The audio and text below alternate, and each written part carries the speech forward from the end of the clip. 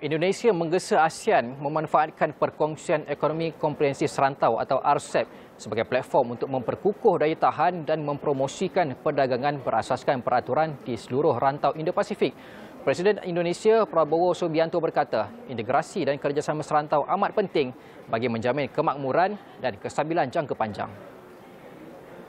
Menerusi teks yang dibacakan Menteri Penyelaras Hal Ehwal Ekonomi Indonesia Airlangga Hartarto pada Forum ASEAN Indo-Pasifik AIPF 2025, ASEAN perlu mempercepat peralihan ke arah tenaga hijau dan mampan melalui inisiatif bersama seperti kerangka karbon bersama ASEAN dan grid tenaga ASEAN. RCEP has to be open for other countries to join the RCEP. At the same time, we need to accelerate our transition towards a sustainable and green energy through the ASEAN Common Carbon Framework and the ASEAN Power Grid.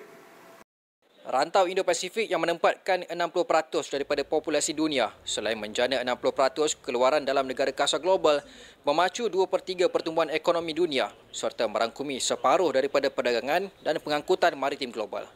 Menggambarkan rantau itu sebagai enjin pertumbuhan global. Katanya, menjelang 2030, Indo-Pasifik akan menjadi tempat tinggal bagi 2/3 daripada golongan kelas menengah dunia sambil menegaskan tiada negara atau komuniti harus ketinggalan dalam arus kemajuan ini.